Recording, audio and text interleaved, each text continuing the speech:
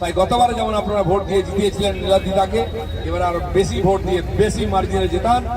যদি বিজেপি সরকার তৈরি হয় তাহলে কারো গায়ে হাত দিতে পারবে না, কোনো চোট ডাকাত গুন্ডা বদমাশ চমকাতে পারবে না। ভোটের দিন আপনার ভোট আপনি দেবেন, আপনার ছেলে পরীক্ষা দিয়ে চাকরি পাবে, আপনার বাড়ির সামনে রাস্তা হবে, জল আসবে, আপনার বাড়ি হয়ে যাবে, শৌচালয় হয়ে যাবে, আপনি বাড়িতে গ্যাস পাবেন, বাইরে যেতে হবে না আমাদের ছেলে মেয়েদেরকে।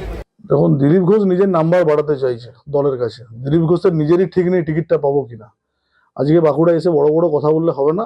বাঁকুড়ার মানুষ আগামী 26-এর নির্বাচনে তার যোগ্য জবাব দিয়ে দেবে। বাঁকুড়ায় 26-এর বিধানসভা নির্বাচন ঘিরে আগাম প্রার্থী ঘোষণার তা ঘিরেই শুরু হয়েছে বিতর্ক। বিজেপি নেতা দিলীপ ঘোষ প্রকাশ্যে জানিয়ে দিলেন, বাঁকুড়া বিধানসভা কেন্দ্রের প্রার্থী হচ্ছেন বর্তমান বিধায়ক নীলাদ্রি শেখর দানা।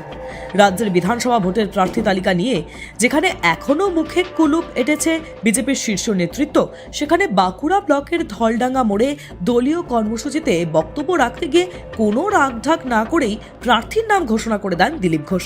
তার এই মন্তব্য ঘিরেই রাজনৈতিক মহলে জোর চর্চা শুরু হয়েছে ইতিমধ্যে। তাই গতবারে যেমন আপনারা ভোট দিয়ে জিতিয়েছিলেন নীলাদিদাকে, এবার আরো বেশি ভোট দিয়ে বেশি মার্জিনে জেতান। যদি বিজেপি সরকার তৈরি হয় তাহলে কারো গায়ে হাত দিতে পারবে না, কোনো চোট ডাকাত গুন্ডা বদমাশ চমকাতে পারবে না।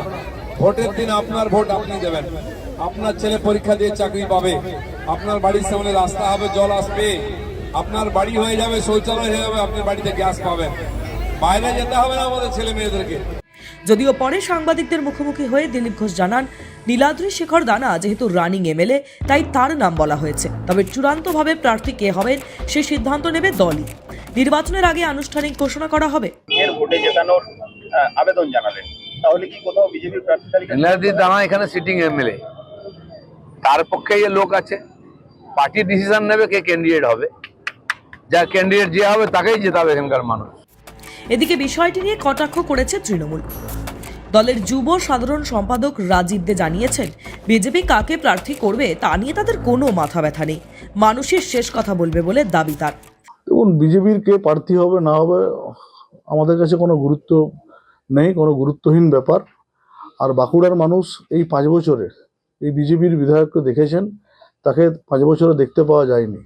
আজকে ভোট এসছে, ভোট আসার সময় ওনাকে বিভিন্ন জায়গায় দেখতে পাওয়া যাচ্ছে। আগের নির্বাচনেও আমরা দেখেছেন পরিযায়ী পাখির মতো বিজেপির বিভিন্ন নেতারা, মন্ত্রীরা, এমনকি প্রধানমন্ত্রী থেকে শুরু করে স্বরাষ্ট্রমন্ত্রী থেকে শুরু করে পরিযায়ী পাখির মতো আসে, কিন্তু বাংলার মানুষ দেখেছে।